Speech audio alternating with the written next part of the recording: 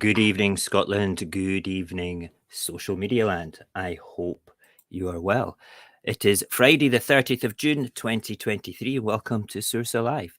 This is our second episode here on the Independence Live Network and also all of Saorsa's platforms as well. My name is Mo. I am a father of four, husband to one, and a lifelong campaigner for Scottish independence. I use the Saltire handle across several platforms and now have banded together with other activists online to create Saorsa. Tonight, the stream will be chatting about the amazing march that we had in Stirling last week with all under one banner, how the Daily Express last year just openly discussed the pillaging of our energy potential, and asked the question about, well, do you know what popular sovereignty is? But before we begin, I'd like to tell you a little bit about who Saorsa is and what we are all about. Saorsa are an incredible bunch of digital and social media creators that bounce off each other, promoting the positive message of Scottish independence across all platforms. We write blogs, make vlogs, short-form videos, memes, attend marches, and all of this without any partisan politics. We believe that independence is a one policy campaign, which is get our independence. And one of our core values is that everyone counts, which is so very important as we're all sovereign Scots seeking to make our country better. It's all about working together for the greater good. And that is what we're all about. We're going to start something different at the start of every show just now. We're going to actually do this thing called Scottish Word of the Week. I'm going to play it to you just now, and then we'll introduce the panel about who's going to be talking tonight. Your Scots word of the week is brammer, and it's a word that comes from the West Coast. It's a slang term for something that's really, really good. And here's a wee example sentence. Is that a new shirt? It's a brammer. Which means, is that a new shirt? It's absolutely brilliant. Brammer. Hey guys, you can unmute your mics just now and give us a big wave and a hello to everybody out in internet land. Yeah, Brammer. That was made by our Blair, by the way, guys. She's done about 6 of these for us for the next few weeks, and I'm challenging you guys this evening to use Brammer appropriately in a sentence tonight. Okay, at any time at all, just throw it into the conversation and let's see if you can actually use it. Okay, so last time we were on, Will and Beth were here, so we know who Will and Beth are, but we have Keith and Aaron as well now. So Keith, would you like to introduce yourself, please? Hi, I'm Keith. I stay in East Lothian on the coastline. Is that it? Ex-fisherman, retired joiner, jack of all trades. That's great. And I take it that you're a unionist as well, Keith, yeah? Only hell would have to freeze over for that to happen. That's fair. Good. Listen, I'm glad that you're here. I know that you've been on lots of other shows and that you're very active in our Discord and an intricate part of Saorsa as a whole. So I'm really pleased that you've managed to get on tonight for us. And then Aaron, come and tell us a bit about yourself, please. Do I have to? Yes, you do. Hello, I'm Aaron. I come from the East End of Glasgow. I work in a supermarket. There's no much else to tell. Apart from I enjoy my time with this lot. I have to say that because I'm on camera. You're a handsome devil as well, if I don't say so myself. Thank you very much. Aye, well, at least somebody thinks so. Brilliant. Beth, come and say hello to us again and stuff. Okay, hey, I'm Beth, Scottish activist, full-time mummy, wife, and avid lover of plants and animals. We've met before, so that's pretty much the gist of Beth. The gist of Beth. And Will. Will, father of 4, grandfather of 2, incredibly proud. And I've got to say, I think Keith has been too modest because he is pretty much my rock-solid go-to historian. If I want to know anything about Scots history when it comes to independence, he's my man. And Aaron, whenever I want to know any facts about Hibs, he's my man. This is just an ongoing private joke where Hibs are slagged off to Aaron, big time. So any Aye, Hibs fans 'cause out there, I'm a please Hibs don't take that the supporter. wrong way. Don't hold that against us, okay? It's just banter. Right, listen, we were all at the march last week, the All Under One Banner March. I'm going to play the wee video that I made for it, and then we're going to talk about our personal experiences with it. TikTok, all stop.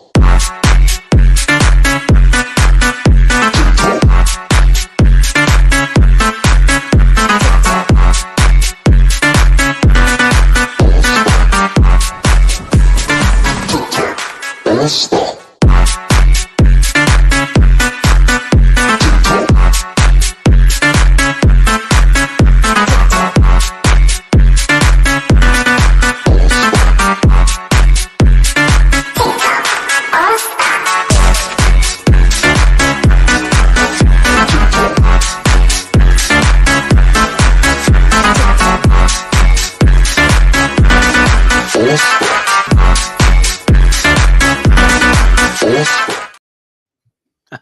We had a good time last week. The heat was incredible. I have to say that All Under One Banner did themselves proud because there was a few people that did succumb to the heat, and they had to get a couple of ambulances in a couple of times. Our very own Silent Klansman was one of them as well, which was a wee bit of a shame there. But what did you think of the march, Keith? What was your impressions of it, first of all? Yeah, it was really good. And just, I think the heat got everybody, the best of everybody that day.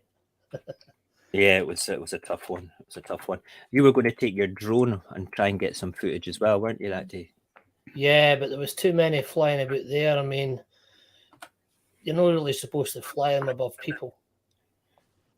This is true. This is very true. And just in case it fails and it drops out the air. Mm-hmm. You don't want that to happen. Aaron, what was your favourite bit about the march? I don't know. I mean, I quite enjoyed actually just being there. Just being there. I'm going to Bannockburn. Have you been to Bannockburn before? No. You've not? Been to Stirling, and then just randomly, nobody else really needs to know this, but I filmed a couple of videos. One was in Stirling Bridge, and it was good because it was actually a lovely view. You had the Wallace Monument and the castle. Mm-hmm. No, it's some place, to be perfectly honest. I mean, it's first of all, the Battle of Bannockburn, the anniversary of that is actually my birthday weekend every year. And I remember when I first learned about the Battle of Bannockburn at school, when they actually said it was, the battle took place between the 23rd and the 25th of June. I was like, all right, that's my birthday time, which was pretty good. No, I really enjoyed it as well. We were, the whole gang was there. There was a whole bunch of us. I've got a picture actually of us all there. There we are. That's all the Saorsa crew there. You can see Keith hiding in the background, Beth hiding behind the flag, Aaron with a cheesy grin and his green glasses, and of course the handsome devil that is Will at the back there, just under. The other guys, that is our Dave in the wheelchair to the right, our Vinny with the umbrella, and our two crazy youngsters, Kieran and Connor. And there's wee Maggie as well, that's just behind Connor's head. Maggie, you will hear from Maggie later on. She is some lady. And yeah, but we weren't just up at the Bannockburn. We made it to the top of the Wallace Monument as well. And it was a bit windy up there, I have to say. So Beth, what did you think of the Wallace Monument? Well, I really enjoyed it. I loved it. It was something that I have never seen in my 34 years of life in Scotland. I've never been. So it was actually really nice to go. A bit gutted that I realised there was a free shuttle bus up when I was already halfway up the hill. So just a wee FYI for anybody that's going, there's a free shuttle bus. You only need to walk the stairs at the top. But it was brilliant. Brilliant. The walk up that hill was just about freaking killed me, to be perfectly honest. It was like I'm not stopping. I'm not stopping till I get to the top. And then it was like a 20-minute like break before we actually did anything about even thinking about going into the tower. But wow, what a view from the top though. And going back, let me just put that picture back up there now. That is at the top of the tower. That's That's Kieran, Connor, myself, and I swear to God, we thought the wind was going to take that. It was like a parachute with the flag at the top. But what a spectacular view right across the whole of Stirling, right where the Stirling Bridge battle was. You could see everything. And the whole thing is fantastic. I would highly recommend anybody, if you get an opportunity to go up to the Wallace Monument, it's definitely worthwhile doing it. Will, you had a bit of a strange experience on a bus and going towards Bannockburn. Now, our whole crew, okay, let me just explain first of all why Will was on the bus.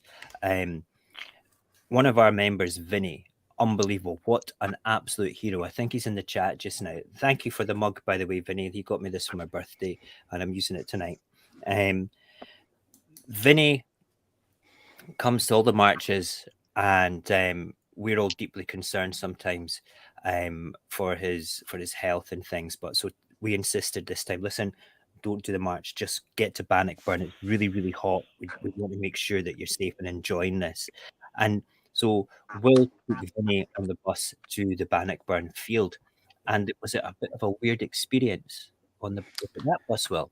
It was amazing. In fact, I think the number 51 bus service in Stirling should be a tourist attraction. I mean, it was spectacular. Okay. First of all, we had the unionist bus driver with his Rangers badge on, saying, "Get on the bus, get on the bus, get on the bus." Right? So we got on the bus and standing there for a few minutes, and there's a young lad right opposite me with a Scotland top on. Handsome young man. So I said to him, that's a great top you have on. You should be in the march. And he turned to me and he says, I'm the complete opposite. And I thought, okay. So I said, are you a Tory? And he went, yes, I am. What? And I won't say the exact words that I said at that point, but it went along the lines of, you are effing joking. And he went, I certainly am not. And I thought, okay. So, me, I'm not one to dissuade anyone with a Rangers top on or a Rangers affiliation or anti this. I'm life's too short for that. Then he said to me, he leaned over and he says, you wouldn't catch me in an orange walk ever. Right. And I thought, well, okay. What? Yeah, you wouldn't catch me on one either, my friend, And then the conversation went on. We found out that he was amiable. So we gave him a card to go to Saorsa, scott.com, which everyone should have a visit, by the way. Have a wee look. So. There you go. But on this bus service, the next thing was a couple of junkies who decided to do a striptease, which was wonderful. Yes. So once they were ejected from the bus by the Ranger supporting driver, Vinny spotted a lady in a wheelchair, and she had tattooed on the back of her neck, "Made in Scotland." Amazing. So Vinny thinks this is one lady that we should be talking to. So Vinny reached out to her and said, here, have one of our Saorsa cards. And then she looked at it and she mumbled some obscenity, right, at Vinny, right, telling him to go away, right? You can just imagine 2 words, begins with F. And she said, what you should be doing is worrying about the environment. Yeah, we're cooking ourselves. The world's going to hell, and Scotland is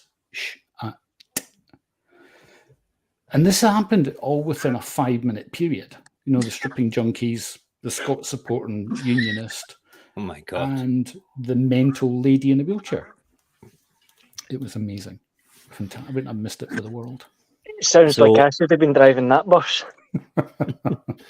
So everybody that's in Stirling needs to experience the number 51 bus. 51. So please take note of that. Number 51, that is the way to go. Brilliant. Personally, my experience was it was roasting hot. We kind of ended up copping out after about 2.5 miles and then jumping on a bus to get to Bannockburn. It actually broke down, which was much to our disappointment. With about half a mile to go, we were just a case of like, can't deal with this. We need a pub. We want a pub. And then we'll go to Bannockburn. But we didn't get a pub. But we did get water at the Bannockburn Centre. We did get everybody together, and we did manage to get my favourite photograph, which I'm going to put up again, of the squad there. It's the first time that I'd met Dave. I think Dave's in the chat. I hope you are, Dave. And it was absolutely brilliant to have everybody together. You know something, the Saorsa lot are very positive. That's what we're about. We're about campaigning positively for independence. We'll work with anybody at all that wants to promote the positive message of Scottish independence, because we feel that everybody counts. Everyone counts. And you can come and see us. I'll just stick this up now. There is our website, saursascot.com. If you join up there, we're going to be opening a community Discord in the middle of July. And when we do that, you'll be able to come and campaign with us, see what we do and things, which will be really good. But I suppose we better get on to our main couple of talking points tonight. The first one being that Daily Express article. Let me just play a quick video about it. The Daily Express recently ran an article with the headline, UK handed energy jackpot as Scotland's huge gold mine could export 25 billion a year to the EU. Let that sink in. This was in relation to Scotland's potential to manufacture hydrogen as a clean fuel source.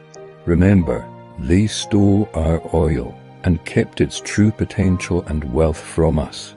Now they are coming for our renewables in the same way, but this time they openly discuss this theft in the media. When are you going to realise they are robbing our children's future blind, right from underneath our noses? If you're accepting of this, then you must be accepting of all those things you complain about that is wrong with Scotland, that you think that the union parties could do better at. I would rather see this wealth being put to use to build a better Scotland. What would you rather see our natural wealth being used for? Right, before we get into this chit-chatty bit just now, I want to ask everybody that's watching the show just now across the different platforms, we get to see a bit of your chat in the side of the StreamYard screen here. But I want to ask you, how do you feel about our natural resources and the ability for us to produce clean energy being funneled south are not benefiting Scotland? That's just sort of like a side chat sort of thing going on here for everybody to actually discuss, and we'll bring some of your comments up onto the screen as well. There's one actually there just now. Let's just show this just now. I don't know who's this one. Hydrogen is the new oil for the Westminster parasites. Yeah, it kind of is. I think all the renewables are. What have you got to say about that, guys? Just now, who wants to start us off? Go on then. Go for it, Keith.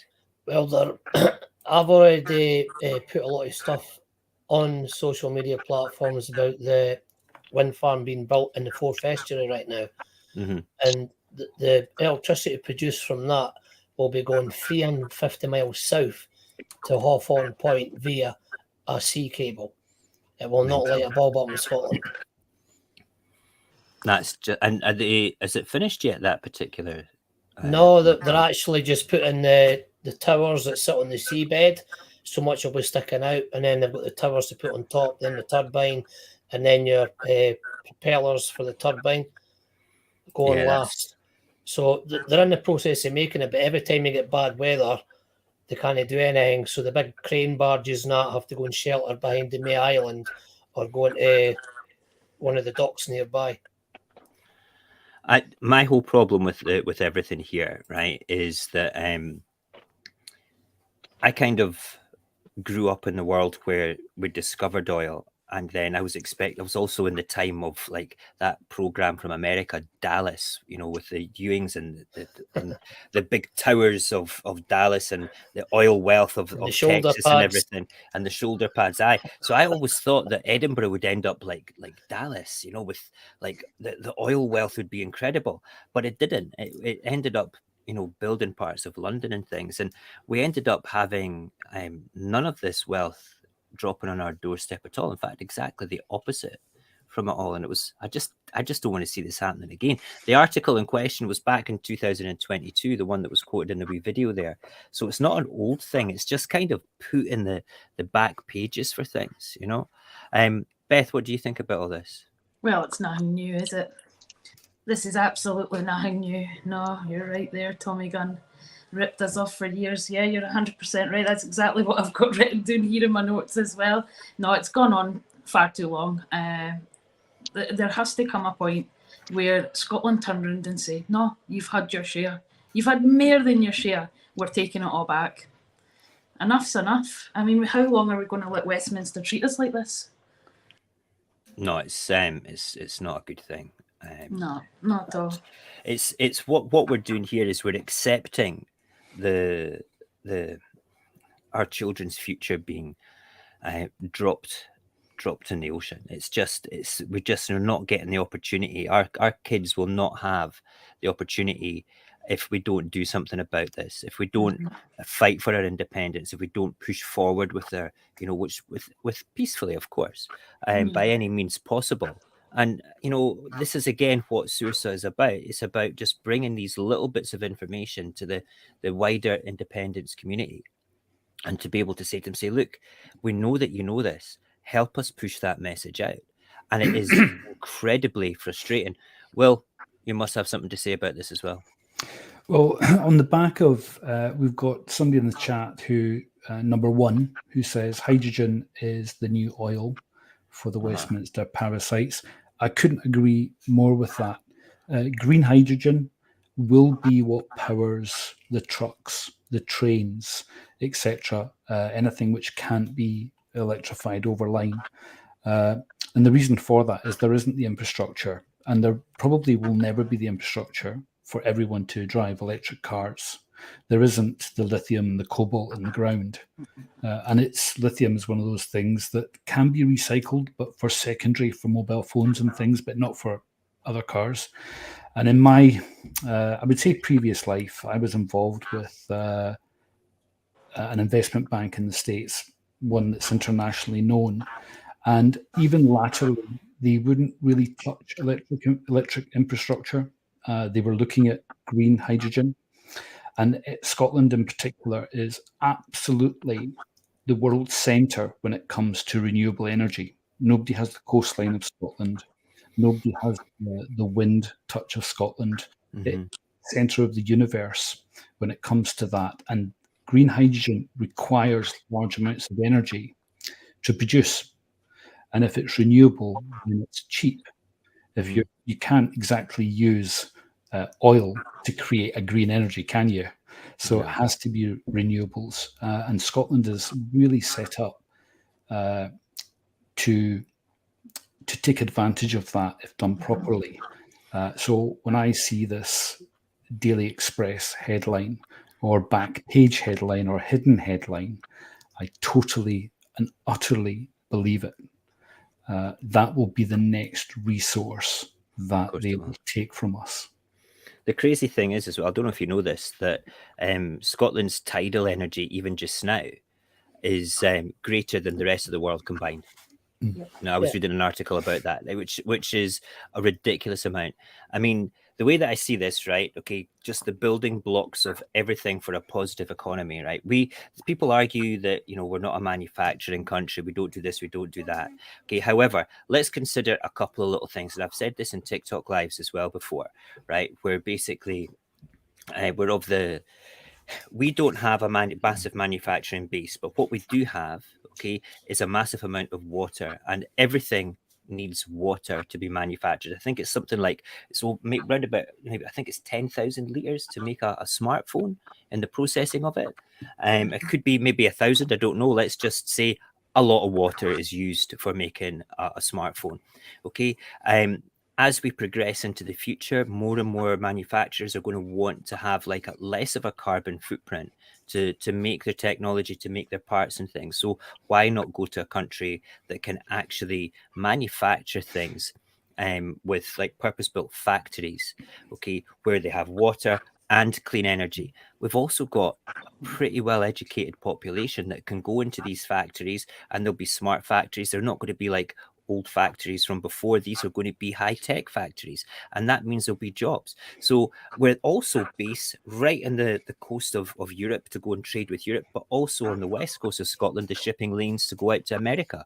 So Scotland itself, from an economy point of view, okay, with its green energy, okay, could become a manufacturing hub for massive companies, and that would just boom our economy. We might not see it in our lifetime, but our kids certainly will, and that's something that we should be aware of as well, you know. And yeah, somebody's Facebook user down the bottom there has also said rain with a laughy laugh. Well, yeah, absolutely, we get a lot of rain, and that kind of helps with water, which is a good thing. Aaron, have you got anything to say about this? Just to say rain, obviously, we're surrounded by water. There's going to be rain. Of course, yeah. Yeah, I mean, the thing is about renewables, and you were saying obviously we're not a manufacturing. We've not got a massive manufacturing industry. We're not a hub anymore, but we used to be, because we have a crane on the Clyde that used to lift steam locomotives onto ships that we built to send them to Turkey, South Africa, India, Japan, Australia. We've got thousands. We've probably sent so much steel and copper. We've probably sent so much like steam locomotives and all that abroad that it could probably weigh the world down, you know what I mean? Mm. And then we've got like, we do have water, and in the future wars will be fought over water. I hope Egypt that we is about don't to fight fight over a- water, you know. I Well, really don't. I hope not, because well, they'll come to us for it, won't they? So Aye. This is true. And We didn't want we've, that. we've got the selling- wind, we've got all these industries, and then people talk about obviously where there is a jackpot sitting under that North Sea, but we don't need it. Well, we need it for so many things, but we don't need it as much as we did in the 1980s. You know, things have moved on. We don't need heavy oil as much as we did before. The future is green energy. The future is hydrogen. And Exactly. The ability to make clean hydrogen is unbelievable for Scotland, with the potential of tidal, even hydro, the wind, everything that we've got there. It's frightening. It really is, and it's just going to be taken advantage of again. By Westminster. And this is what we need to be saying here just now. We need to be pushing the message to say, look, we're not going to have this again. We lost our oil wealth because it was hidden from us, and there was even a report, the Macron report, that was put out, but that was hidden for us for like God knows how many years, which explained the obscene wealth. 30 years it was locked away for. That's mental. Keith, do you know a wee bit about the Macron report? What can you tell us about it? Well, the Macron report was done by a guy that worked for the British state at the time. They asked him to do a report on it. And then when they read the report, they went, "You're kidding me. If the Scots find out this, they'll want independence. No, we can't let them find that. What do we do?" They just put a stamp on it and sealed it away in a dark corner for 30 years. And it was actually Sunday I had remembered about it, and then they put a Freedom of Information request in to get access to it. And for the first time, the national newspaper in Scotland actually put it into print. That's mental. What gets me is that article said it's 25 billion in exports just to the EU. What about everywhere else? I mean, the Macron report actually talked about hiding the wealth, Scotland's oil wealth. Okay, this is just people talking straight up about like the wealth going to the EU for hydrogen. There's so much more that can be built on that. And again, I feel that they're not actually explaining what our true potential is. I think that we need to understand that there is a massive gold mine in Scotland's renewables, and it's just going to be filtered down south again. Helen has just done quite an interesting comment. I'll bring it up just now. Maybe it's time we the sovereign people should let Westminster know that they're getting no more of our resources, regardless of what our so-called government says. You know, I think I don't know what we can do without being independent, though, Helen. To be able to turn around and say, we can say no more, and we can keep saying no more, but it doesn't stop them from doing it, because energy is a reserved matter. as well, Yeah. which is just frustrating Yeah. as hell. They knew what they were doing when they gave us a devolved parliament for Westminster, that's for sure. They well and truly stitched the politicians up, thinking we can hold them prisoner at the same time, hold the sovereign nation of Scotland people prisoner at the same time, while we just pillage and steal the resources for right underneath our noses. And that's what's happening right now. And the thing is, we don't want that, do we? So the question I was asking is, how does everybody feel, okay, about it all being funneled south? So that's to everybody that's watching across all the different platforms just now. If you can, Facebook users and YouTube viewers as well, you all have the ability to stick an answer in the chat.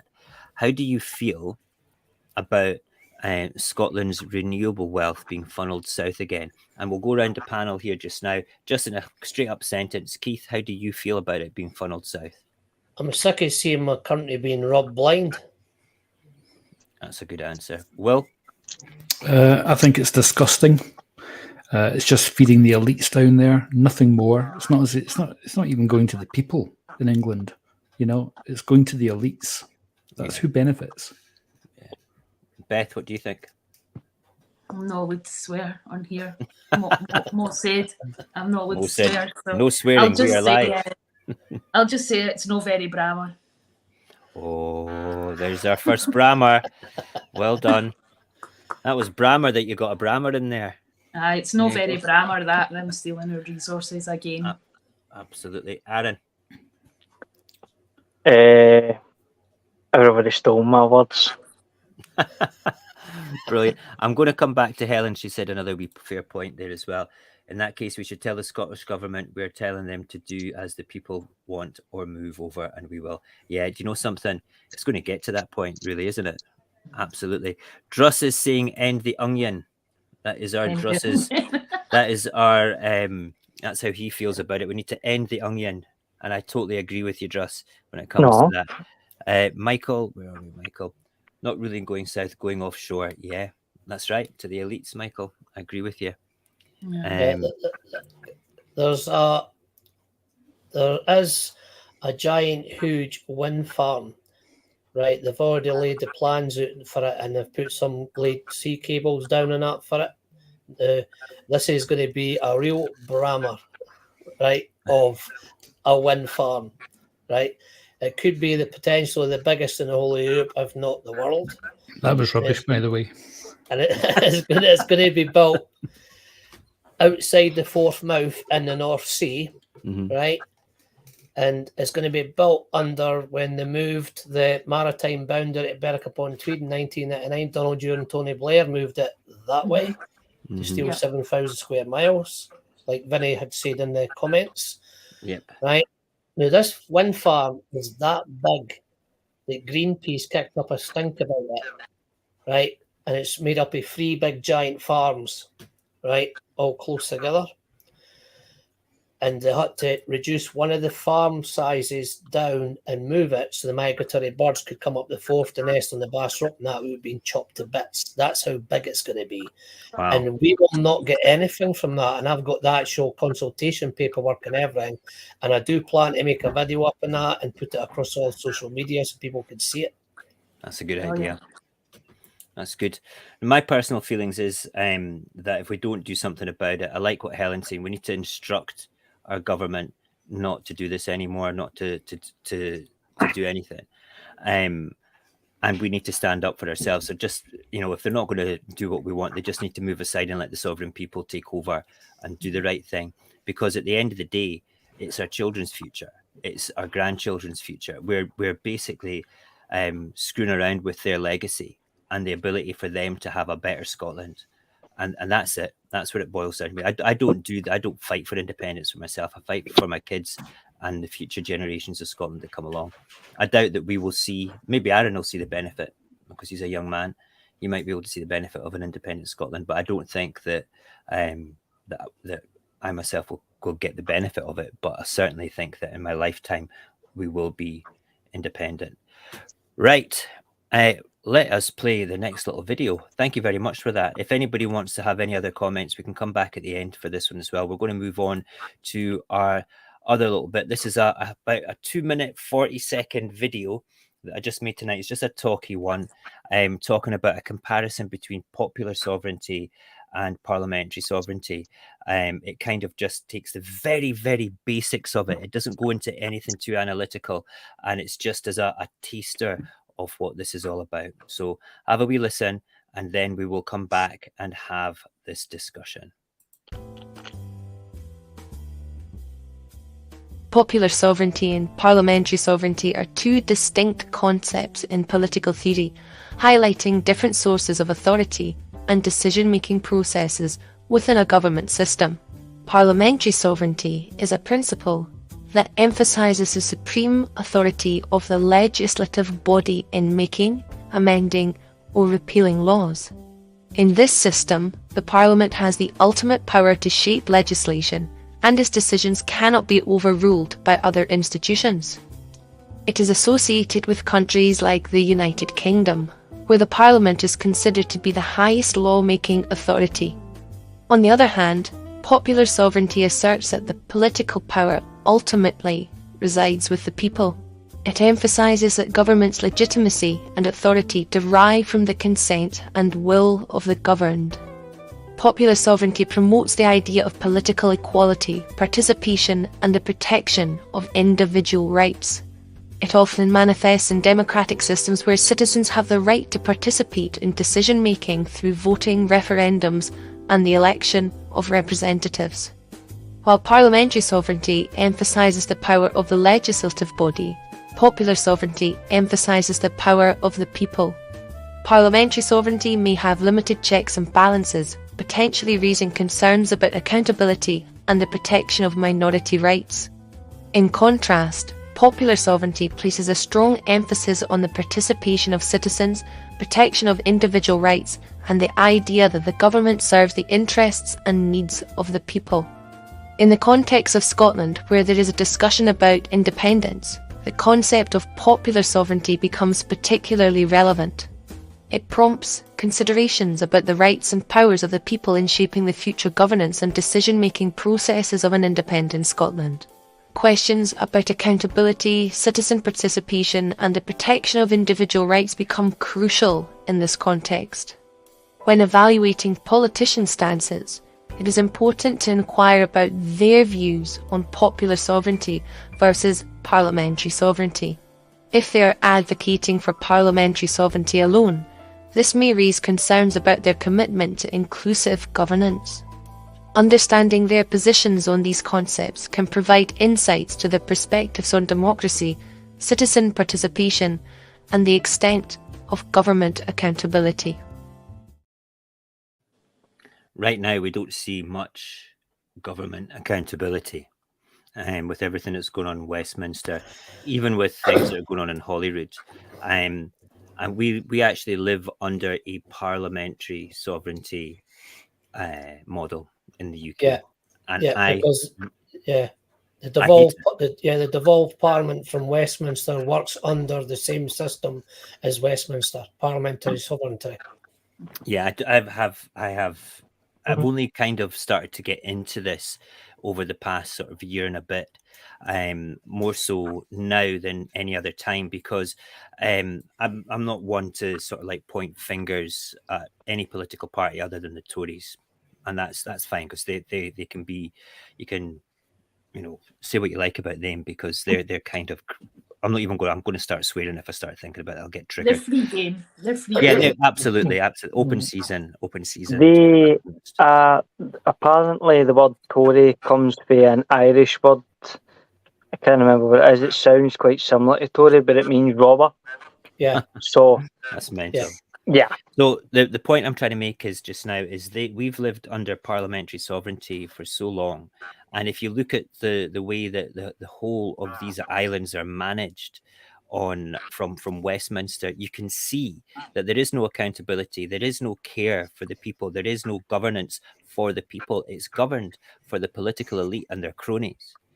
You know, absolutely, without, you know, hands down, you can see that happening every single day. I mean, just look. Let's clap for the NHS during a pandemic, and let's demonize them when they want a pay rise. Yeah, you know, that's just not on. The SNP want to do a what's it called, a constitution. The question we should be asking them is it going to be one based on parliamentary sovereignty, or is it going to be one based on popular sovereignty? You know, we need to be asking ALPA, the Greens, and every party in Scotland, the SNP, every single one of them. Okay, are you going to be basing your way of doing things around popular sovereignty or parliamentary sovereignty? Because as far as I'm concerned, I would rather have more of a say with that whole idea of popular sovereignty and direct democracy. I would love to be involved with more of a direct democracy like the Swiss model than anything else at all. It is so important. And to make this accessible to everybody, I think that as a group, Saorsa, we should be sort of like just grabbing key points and putting that out there in little bite-sized chunks for people to digest and understand. Like that 3-minute video I made there, I'm going to tart that up a little bit more and make it more interesting, cut it down a wee bit. But it's important that we do this. Keith, you know quite a lot about popular sovereignty and things. Tell us. Yeah, your views well, on it, please. before we got dragged into the Act of Union and the Treaty of Union, we actually had a governance system that was very, very similar to what the Swiss model is right now. Okay. Right? Now, that's been taken away from us, and it's been sat in abeyance, frozen in time since 1707. We're not actually running Scotland under our Scottish political system, right? We are running Scotland under the Westminster political system. And that's what people need to understand. There's a huge difference between the two of them, right?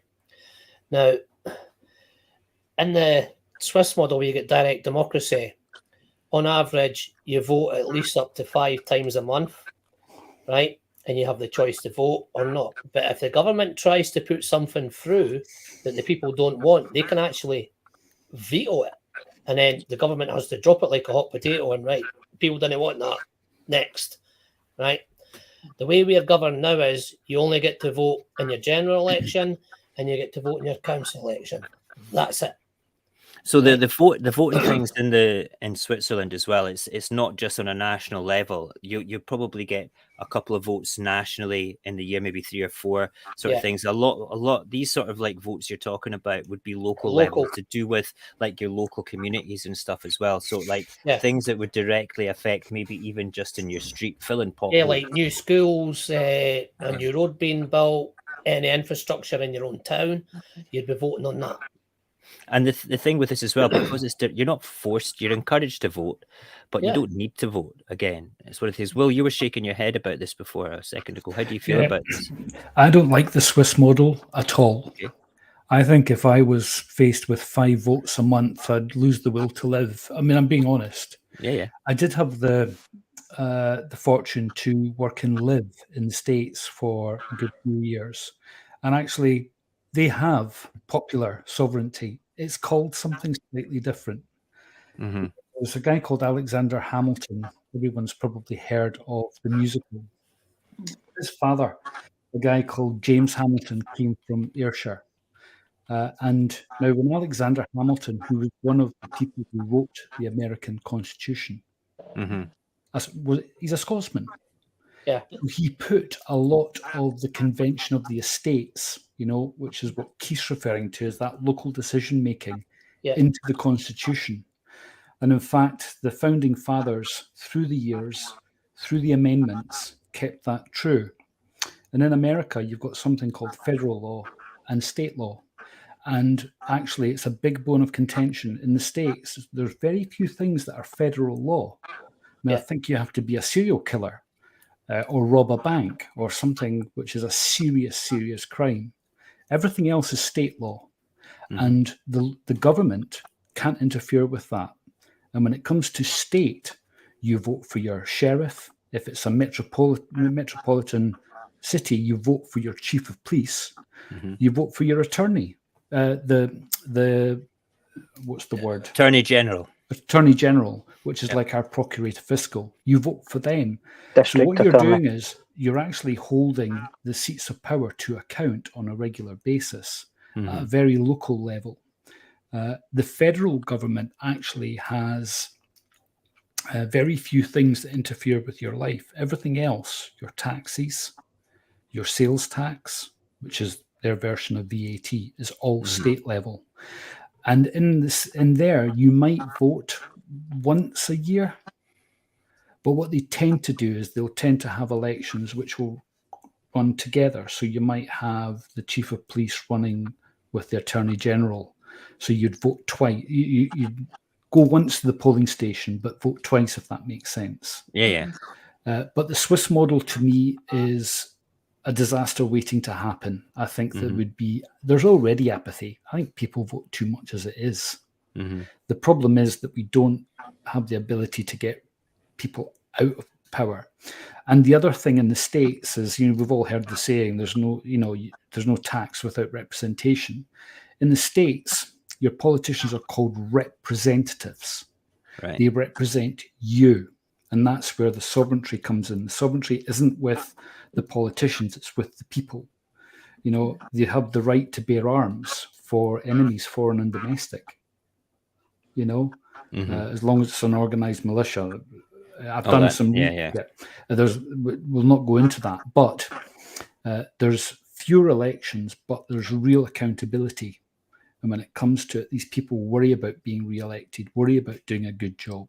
So these sort of things here, like when you're holding the power bases to account, this is something that we as an independent nation, we need to look at all the best ways, the cherry pick the good things from all the systems that work when it comes to popular sovereignty. We just don't follow one model. We could take the best parts of the Swiss model, the best parts of we the people, because that's where the constitution started from. That is the popular sovereignty from America. That's their constitution is based on popular sovereignty. We the sovereign people in Scotland. Yeah, we the sovereign Scots. It could be anything when it goes down on paper. This is well above my pay grade to decide what goes down on that stuff, though.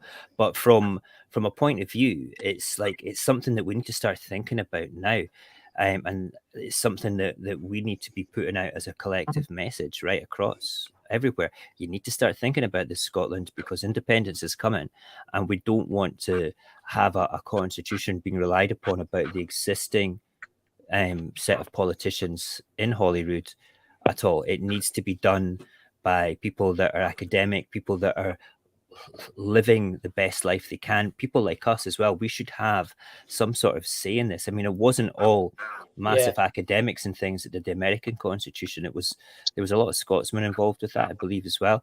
I just Googled Alexander Hamilton, and he was a handsome devil when I look at the portraits of him. He really was.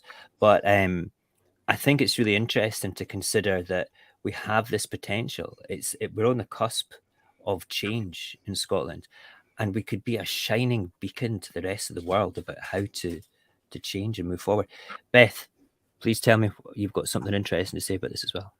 Well, yeah, I want to just start by saying that we already have a constitution. Yeah, we already have that in place. Unfortunately, it is out of date. It needs updating. But to lose that constitution and that unique sovereignty that we have here as the people of Scotland is the thought of it's horrifying. Because where does that leave us? Look at the next step after that. Say we are stripped of our constitution, or it turns out that the power lies with the Parliament. Where does that leave us? That leaves us in what England is being run like now. That's a dictatorship filled with tyranny. I mean, we see it every day. Like, they're taking away people's rights to protest, workers' rights, this right, the next right. Is that what we want for Scotland? I don't believe so. Not. No. And that sovereignty that we have here in Scotland is it's not unique to us, because there are many people that are sovereign over their parliament across the world. But to these isles, it's very unique, and it's something that deserves protecting. And the only people that can protect that sovereignty is us. I agree. Our written constitution, just because it's not codified, doesn't give it legitimacy, right? It has been in the making, our system of governance and our written constitution, the Declaration of Arbroath, the claim of right, the people holding the power of popular sovereignty. That is all part of who we are, what Scotland is, right? Why should we lose that now? Just for the politicians to rule over us like they do in Westminster. Yeah, exactly. Right? We've got the perfect way of looking at what it's going to be like. It's right next door to us. Yeah. Yep. No, Right now, Do we when want you go, that? Aaron. I was going to say right now, if nobody has noticed, people are talking about how, for example, Russia is an oligarchy. They give all the contracts and power to their pals. That is what's been happening in the United Kingdom for absolutely decades. Yeah, Yep. it's been Because happening in Westminster just for was it many moons. Yeah. was it a couple of years ago they gave a ferry contract to a company with no boats? Yep. How that's did they right. miss that one? That's mental. I remember that. We should actually just use that as an example next time anybody brings up the Scottish ferry issue. You know, at least the ferries least up we here are have being ferries. built. They might be rubbish, but at least they're being built. You know, as opposed to anything. Right. Banzai Ghost has just joined us in the live. Okay, thank you very much for joining us there. And he says, I made it just before. I've not seen Banzai for ages, to be perfectly honest. That's why I If was you look surprised at there. He's a legend. He's an if you absolute look at legend. if you look at our written constitution, I believe that we should keep the foundation stones of it, right? Like say the 4 laws, our sovereignty, your rights, the laws, the common good law. That's the best law I've ever read in any constitution in my entire life, because that protects the people from the government overstepping the line. It protected the people from the monarchy overstepping the line. And anybody that tried to remove the sovereignty from the people via the government or the monarchy, then we had the ultimate power of sovereignty at that time. We could actually dethrone the king and we could throw the government out of power. Right? These are all really important things. That the power needs to lie with the people. Yeah. We need to consent to be governed, but we can remove that consent at any time through an appropriate manner. It's if we had that power just now, do you really think that Westminster, let's say across all of these islands, if we were considered to be sovereign in that sense and we had the ability to do that, do you think that the likes of Boris Johnson would have been in power as long as he was? He wouldn't have been. There would have been methods and means to actually remove him from our point of view, but there wasn't anything in place at all.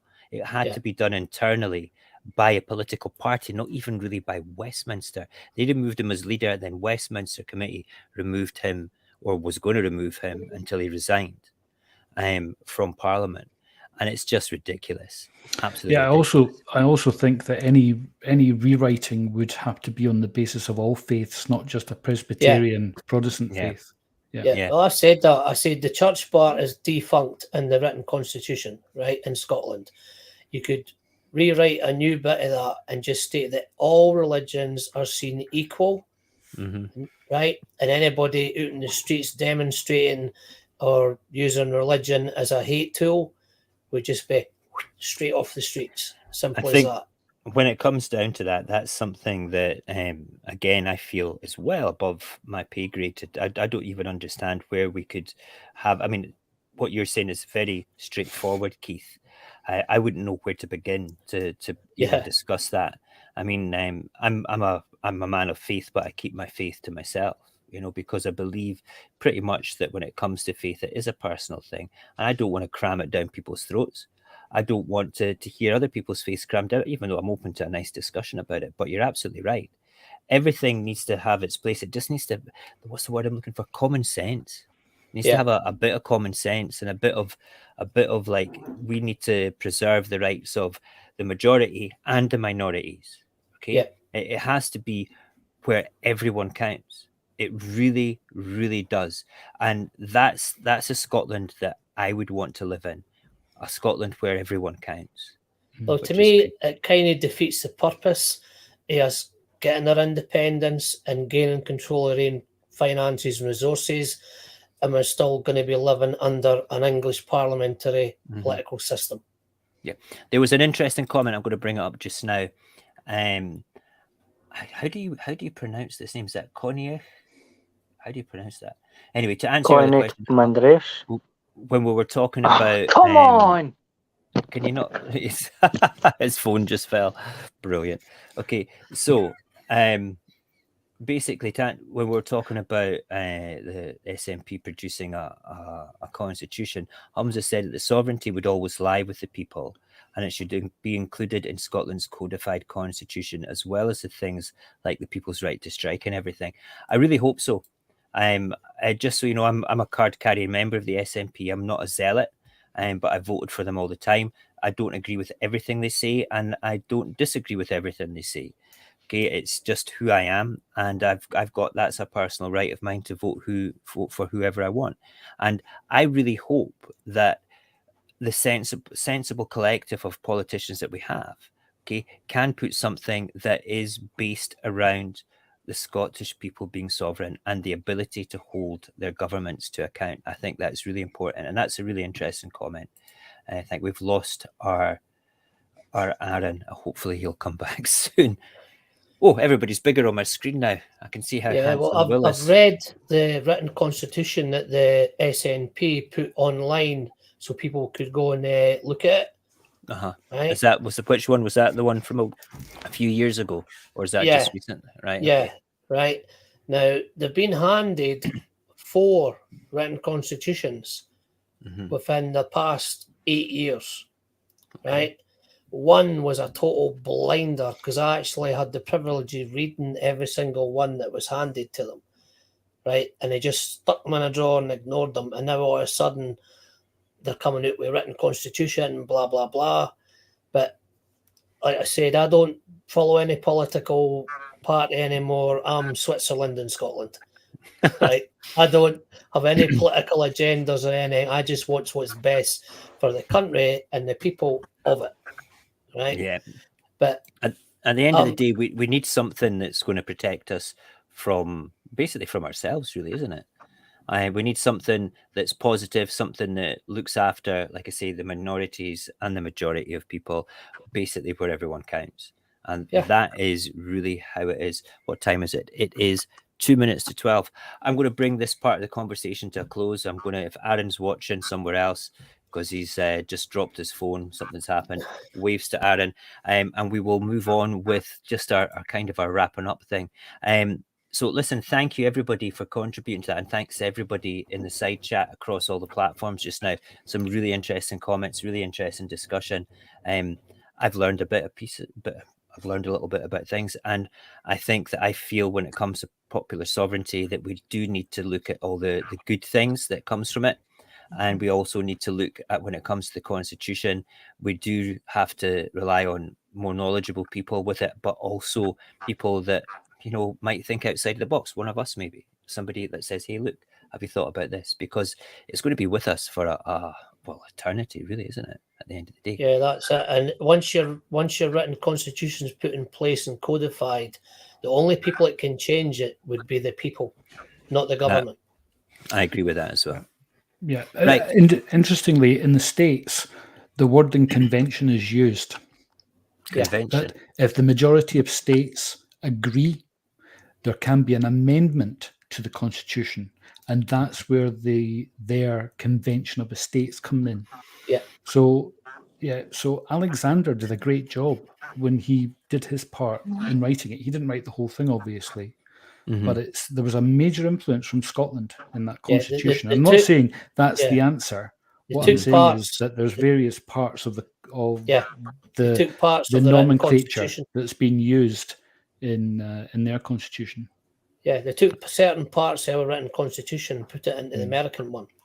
That's brilliant. It's the same way your claim of right in the modern version in the United Nations Charter. The claim of right is the right to self-determination and to form a government of your own choosing. Right? Wow, I never thought of that. That makes perfect sense. Yeah, the United Nations even took part of our stuff and put it into the United Nations Charter.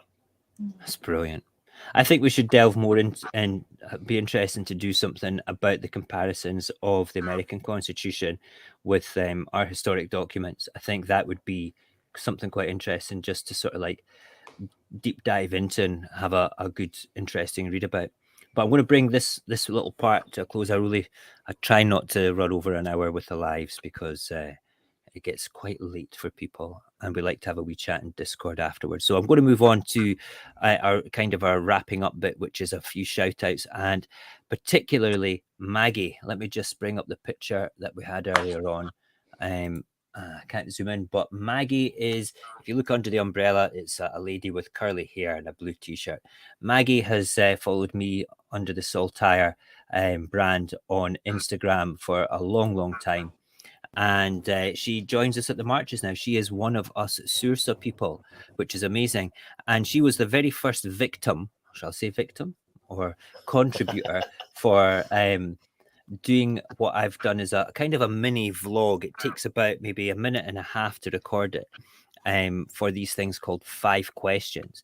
And basically the 5 questions are 4 questions you get to know in advance. And then we throw in a fun question at the end. Now, if you go, or if you're part of Instagram, okay, go look up Saorsa people, Saorsa_people. You will see images of the march and things like that. Anytime we interact with anybody in the public, any of the team, I've asked them, just send me a picture of these people. We'll shove that up on our Instagram to show Saorsa people. And the Maggie video on the 5 questions is always going to be up there. So I'm going to play Maggie's 5 questions to you just now, and then we'll move on to other things as well. This is Maggie. She's going to be answering 5 questions. Number 1, what did you vote? Yes or no in the 2014? I voted yes. Why did you vote that way? And I want independence, better future for my family and everybody in Scotland. Sum up Westminster, well it's Westminster, in a sentence. Biggest bunch of crooks you've ever come across. What is the biggest obstacle to independence? There shouldn't be any. Is it toasted cheese or cheese on toast? It's cheese on toast. It's cheese on toast. Well, we always say in my village it's roasted cheese. End of story. End of questions.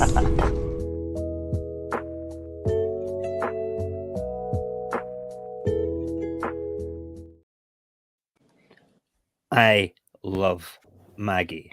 I really do. She is brand spanking new. Beth, I'm going to get all teared up with her. You speak about Maggie, please. Maggie, oh, she's such a brammer. Absolute brammer. She's such a joy to be around. She's so full of light and love, and she's so cheerful and upbeat. And she's amazing. She's Maggie. Love Maggie so much. It was such an honour to meet her. The first march I went on was an Edinburgh march that started at the Commonwealth Pool with my kids, and Jock Kraut as well. He was there too. And she just marched. She just says, "Can I come and meet you for the march?" I went, "Aye, of course you can." And she's brand spanking new. The fact that I said to her, "Do you fancy answering these questions?" She goes, "No." Remember at the station, she was like, "I didn't want to do that. I'm not doing it." "Oh, come on, Mag. All right, you didn't have to do it." And then basically goes, "Aye, okay, I'll do it." And she was fantastic.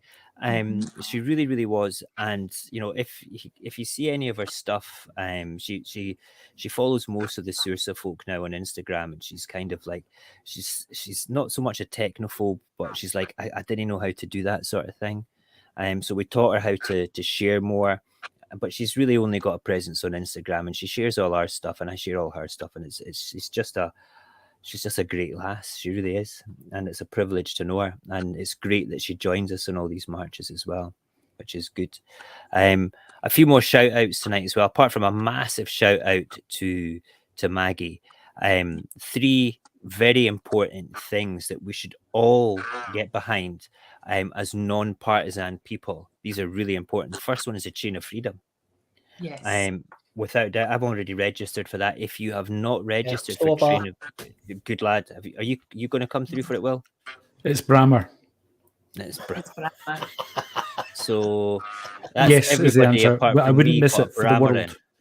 Yeah, I wouldn't miss it for the world. No. The Chain of Freedom, okay, is going to be one of the most historical events in Scottish history, as far as I'm concerned. We all need to get behind it. If you're watching this just now, or you're watching this back later on, okay, you just go to Facebook and type in Chain of Freedom. Okay, go and get their links and basically just go and register with them. Find a place where you can get onto this chain. It's going to be about 70,000 people all holding hands right across Scotland.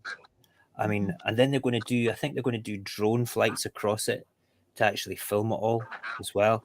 it's just going to be spectacular. It doesn't matter whether it's raining. There's no such thing as bad weather in Scotland. It's just the wrong clothes, you know. So you need to get down to this. You need to be. I'm going to be plugging this all the time. I mean, it's not until October the 14th, I think, but it's so important. And I agree more. This is such a historical event for Scotland. This has been done across the world before, most distinctively across the Baltic states. Covered 400 miles. Now, if they can do that, I'm sure we can manage from one side to the other to Scotland. Yeah. And this sort of event is something that you can take the whole family to. Bring your kids, bring your auntie, bring your granny, bring your Doug. Can make a day of it. I think it's going to be really special, and I think if you miss it, you're going to be regretting that you weren't part of that chain. So if you can, make sure you can make it. I'm really lucky because it's my section is literally 5 minutes walk from my front door on the canal. It's brilliant, and all the kids are coming to it. I've said to the people at work as well, you know, get yourself there. And there's more and more people doing it. So as Saorsa people, let's just plug this. If you're already on Facebook for it, if you're watching this just now, go and get one of their links, put it on your own Facebook, put it on your Facebook once a week, twice a week, every day. Just do it. We want as many people there as we possibly can. I have, if you make it to Indie Beth, if you click the link in my bio, it'll bring you up to my lazy links. And at the very bottom, there'll be a link for Chain of Freedom. And if you click on that link, it'll take you straight through the registration form. That's brilliant. Well done, you. The other two things I want to plug is the All Under One Banner March in October. Again, some people sort of like try to think this is a partisan type sort of march. It's not. It's everybody from every line of any political party or preference that are wanting independence should be turning up at these marches. They're well organised. They're always well stewarded, and the speakers are always great. But there's also another march happening in Edinburgh as well. The Believe in Scotland March. Is that the 2nd of September? 2nd of September. And it's the Believe in Scotland and the EU March. And they've got some good speakers. I actually believe that Hamza is going to be speaking at that one as well. So that it's incredible that, you know, he's going to be doing that. I mean, it does finish right outside Holyrood. It'll be interesting to see what he's got to say for that too. Well, these are two marches that we'll be plugging as often as we possibly can through all of our network to make sure people get out there and are aware of it. And you'll be sick to the back teeth of us talking about it by the time we're to be honest. But it's what we do. That's what Saorsa is all about. It's about networking and pushing that positive message out. Yeah, I will. I think there's the All Under One Banner have Ayr in Falkirk. Unfortunately, I'm not going to make those, but I am going to be making the one in the Isle of Skye. So that should be fun. I will be there representing Team Saorsa. I'm so jealous. Enjoy the live feeds, family. Enjoy the feeds. I might be going place. Skye, I might be it's going magical. and I might be taking the It's drone. a perfect word, magical. Yeah. Sorry, Keith. I might be going to the Skye one as well and taking the drone with me as well to get some video footage of the place. It'll be epic with a drone. Super jealous. I just can't go to that one because I promised my lady wife that I wouldn't go to Skye without her. We can't arrange it for this time. But yeah, next time, without a doubt, we'll be in Skye. Also, let's just do shameless plugs for ourselves, shall we? Saorsa, we have our own website, SaorsaScott.com. You can see there's a little banner thing going along the bottom there. We ticker. It says, please campaign with us by signing up to our website. So why would you want to sign up to our website? Well, first of all, you'll get our newsletter, which will be, we're aiming to do at least one a month, if not two, to talk about campaigns and things, about what we're actually doing to plug things and to get the word out there. But also, by the middle of July, we will have a unique Discord server, a community one, not the one that we actually work on just now, but this is one for the greater population. To come on and discuss things with us, do unique live streams there, questions and answers, planning for campaigns. And also, if you're a creator, you can come and drop your stuff down there if it's pro-indie stuff. And we, as a collective, will actually push that out and share it. That is what it's all about. It's the overlapping circles of sharing the information. It's one of the only ways that we'll be able to combat the mainstream media and the information war. So it's better that we're starting to do this now as a collective than when we get to a point where campaigns, we won't have those positive habits for campaigns. So that's what Saorsa is all about for that there. We also have a Facebook page as well. What's the Facebook page, you guys? Just Saorsa Scott, isn't it? Saorsa Scott. Yeah. So that's open to anybody to come and join there as well. So please come and join the Facebook page. That is open right now. We drop all our stuff in there. It's a nice, pleasant, positive sort of place to hang out as well. We don't really do public campaigning there or discussing our public campaigning, but that will be on the Discord, which will be amazing. And that's really about it. So it's been a bit of a brammer of a show tonight, isn't it? Took your time. You took your time there, Mo. I like Tommy Gunn's comment when you use the word Ken, you are speaking German. Ken, I. Ah, dear. Right. Okay. Time to say goodbye, guys. Keith, you round up with your goodbyes if you've got anything else to add to the conversation. I would say that we definitely do not want an English political system in an independent Scotland. We need to put back what we had taken away from us over 300 years ago, and then it has to have a chance to evolve for our kids' future and for their generations to come. Yeah. True. Very true. Will, last words? I'm so pleased that the Silent Klansman is fitting well. Yeah. Really am. And for him to speak as well at the end was brilliant. Yeah, it was great to see so many people on a very sunny day. I mean, I'm sure there was competing things with families. We had the SNP thing at Dundee, but it was great to see so many people on the march. And what a positive day it was. Yeah, it was good. I'm going to see if Mr. Silent Klansman fancies doing 5 questions. I think his answers would be interesting. Then we'll have to think of the mystery question at the end. Has to be something funny for him, something unique and funny. Beth, what do you want to wrap up with tonight? I want to wrap up with like a thanks. I want to say thanks to so many people, including my dog. No, I'm joking. I want to say thanks to all under one banner for all the hard work they've done. The Klansmen for being an absolute warrior. I want to say thanks to Maggie for gracing us with her beautiful presence. And the band as well. Like, wow, that was hard enough to walk, and they done it all by playing bagpipes and drums. Oh, yeah. Amazing. So a big shout out to all of them. Very thankful for the memories that will last me a lifetime. What about me? Breathtaking in more ways than one. What about me, Beth? And you too, Will, man. Thanks, Will. Thank you, Will. Brilliant. I will wrap up as well. Guys, just hang out and mute your mics so I can wrap up, and then we'll have a wee chat at the end as well once we go off air. All right. Thank you very much, guys. Thank you very much indeed.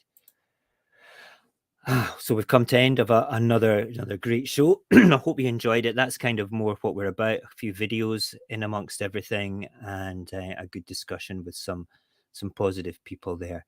I want to say thank you to Beth, Will, and Keith tonight, and Aaron, who unfortunately left us. His phone started to melt, I believe. I got a wee message for him as well there. So listen, I just want to say thank you very much for watching, and goodbye and good luck.